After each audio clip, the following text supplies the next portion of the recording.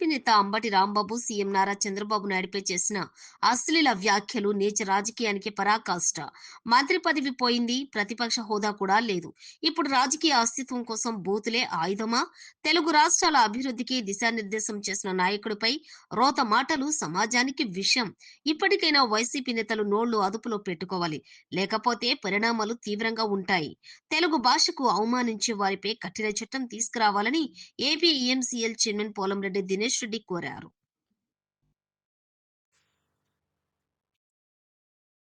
అందరికీ నమస్కారం. మన పెద్దలు రేపటి తరం బాగుండాలి, యువతకి మార్గదర్శనం కోసం కొన్ని ఆనిముత్యాలు మంచి మాటలు చెప్పడం జరిగింది.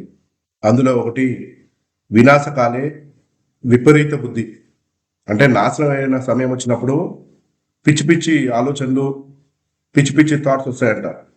అలా ఉంది వాళ్ళ వైఎస్ఆర్సీపీ పార్టీ పరిస్థితి. ఇప్పటికే 151 సీట్ల నుంచి 11 సీట్లకి పడిపోయారు. కారణం వాళ్ళ మాట, వాళ్ళ ప్రవర్తన వల్లే. మనం అందరం చూసాం, అసెంబ్లీ సాక్షిగా నారా చంద్రబాబు నాయుడు గారి సతీమణిని ఏ విధంగా అవమానించారు. ఆ రోజు ఆయన శపథనం పూనారు. ముఖ్యమంత్రి అయ్యే వైఎస్ఆర్సీపీని మొత్తం ఓడించి ముఖ్యమంత్రి అయ్యే మళ్ళీ అసెంబ్లీలోకి అడుగు పెడతానని చెప్పన్నారు. దానికి ప్రజలందరూ కూడా జరిగిన సందర్భాన్ని అందరూ కూడా అండగా నిలిచి వైఎస్ఆర్సీపీ నాయకులకి గట్టిగా బుద్ధి చెప్పారు. ఓట్ల రూపాన మీ ప్రవర్తన బాగలేదు, మార్చుకోండి అని చెప్పి ఓట్ల రూపాన చెప్పడం జరిగింది. అయినా కూడా కుక్కతో ఒక వంకరలాగా మీ బుద్ధి ఇంకా కూడా మారలేదు. కనీసం ప్రతిపక్ష హోదా లేకపోయినా ఇవాళ మీరు ఇష్టం వచ్చినట్టు మాట్లాడుతున్నారు. నిన్న అంబటి రాంబాబు గారు ఒక పక్కన నారా చంద్రబాబు నాయుడు గారిని, ఇంకో పక్కన జోగి రమేష్ గారు నారా లోకేష్ గారిని నోటికి ఎంత వస్తే అంత మాట్లాడటం జరిగింది. ఇష్టం వచ్చినట్టు వాగారు. సభ్య సమాజంలో మాట్లాడకుండా మాటలు మాట్లాడారు. ఒక రాజకీయ నాయకుడిగా మనమందరం రాజకీయాల్లోకి వచ్చేది కారణం గౌరవం కోసం, ప్రజలకి అండగా నిలవడానికి, ప్రజా సేవ చేయడానికి, యువతకి అలానే సమాజానికి ఆదర్శంగా నిలవడానికి.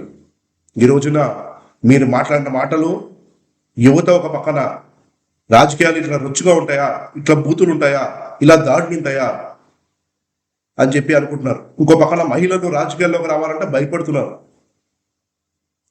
ప్రజలైతే రాజకీయాలు ఇదేందబ్బా, ఇది వచ్చు రాజకీయాలు, నోరు తెరిస్తే బూతులు చెప్తున్నారు ఈ వైఎస్ఆర్సీపీ నాయకులు, కనీసం ఇంగితం లేదా అని చెప్పి అలా ప్రజలు ఒక పక్కన బాధపడుతున్నారు.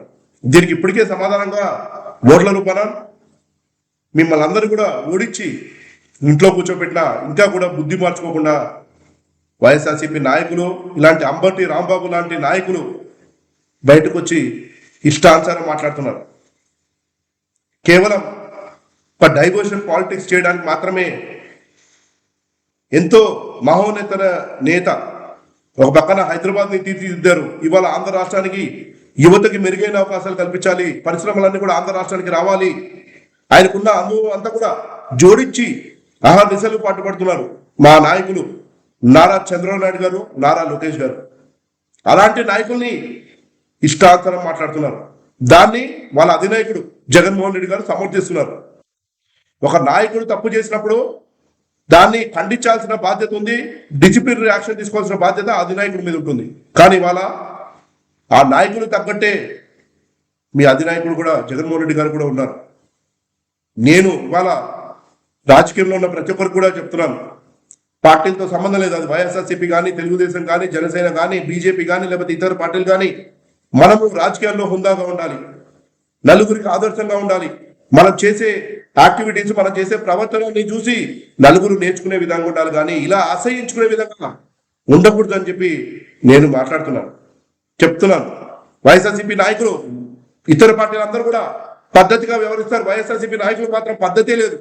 నోటికి ఎంత వస్తే అంత మాట్లాడారు. గతంలో చూసాము, నోటి వాగుడు, ఇష్టానుసారం మాట్లాడడం, మహిళల్ని కించపరచడం, యువతని ఇష్టం వచ్చినట్టు మాట్లాడడం, వాడుకోవడం, వాళ్ళని మత్తు పదార్థాలకి బానిస చేసి మీ తొత్తులుగా వాడుకున్నారు.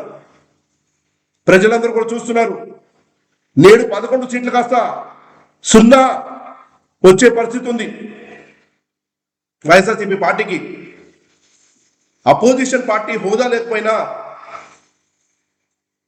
మీకు గౌరవం కల్పిస్తూ, మీకు అక్కడ ఎక్కడన్నా అవసరమైతే పోలీస్ భద్రత కల్పిస్తూ, నిన్న మీరు మాట్లాడిన మాటలకి మా తెలుగుదేశం పార్టీ కార్యకర్తలు చేతులు కట్టకపోతే మా అధినాయకుడు మాకు చూపించిన డిసిప్లిన్ కానీ లేకపోతే ఆ రోజున అక్కడి నుంచి మీరు అడుగు నిన్న మీరు అక్కడి నుంచి పక్క వేసేవారు కాదు. పరిగణించడం